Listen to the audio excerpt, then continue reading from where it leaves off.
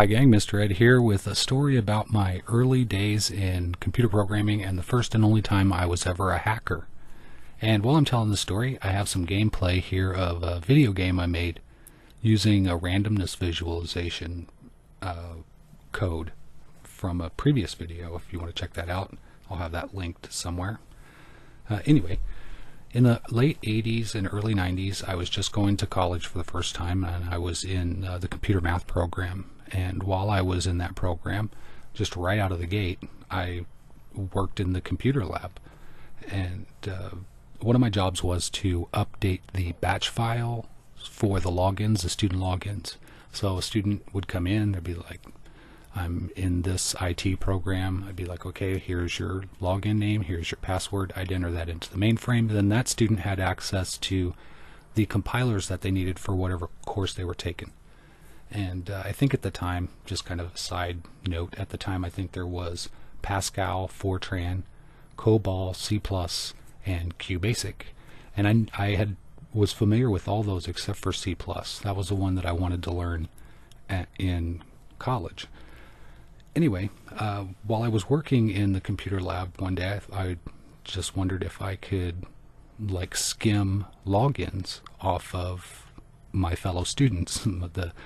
Since I already had access to the logins and passwords, it wasn't anything nefarious. It was basically just a test of security. So I used a QBasic compiler and I wrote a program that mimicked the login screen.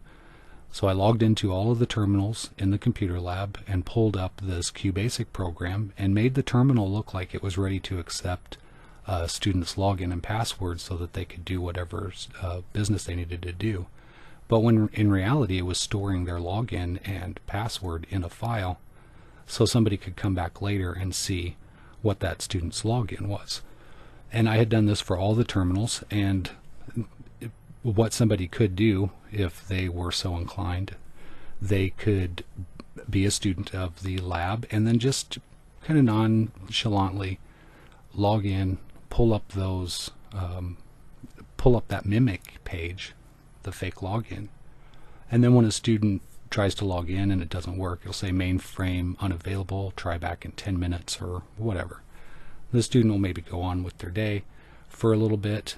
That gives the hacker time to pull their password off, pull up the legitimate login screen so that there's no alarm, basically. So it was something that was easily enough done, and I pretty much worked this out in my first couple of weeks at the computer lab because it was really boring. Honestly, it was boring. I didn't have anything else to do. I just basically write programs, make little video games, and then eventually I just thought I would be ornery and see if I could do that. And I did. It worked. I was able to skim people's passwords. And once I had tried it out a couple times and it worked, I went to my superior and I said, this might be an issue. You know, if somebody wanted to do this and not be nice about it, I mean, it could turn into a big Hairy Mary. So I don't know what the head of the IT department at that time did to maybe take care of that problem, but IT at that time was moving so fast.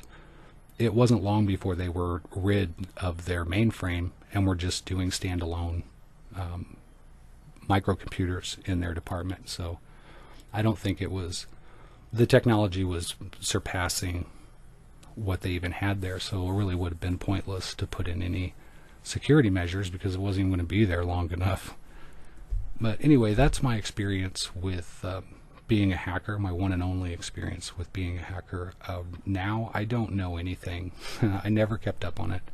So it's just a mystery to me how this stuff works nowadays. I know the old school, that's what I learned, and then I kind of, life got in the way and I lost the time to really give it the attention it needed to keep up with it.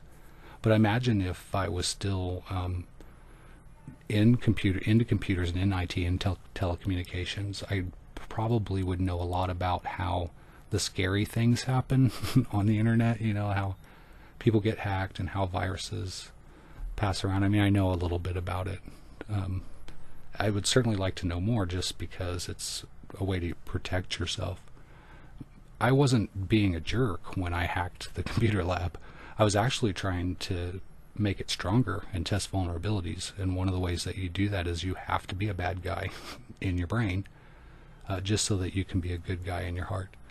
So that was my experience there, and I just wanted to share that with you all. I don't know if you wondered if it was interesting or not, but I'm still doing it. I'm still making little video games. Here's a little video game here, and I've actually played this for some time. I found it to be kind of relaxing, pretty fun. It's not anything you have to think about hard, and there is some strategy, and it does take a little bit of dexterity, and it's random, so sometimes it's just the luck of the draw, if the screen works in your favor or not, and I really like that about games.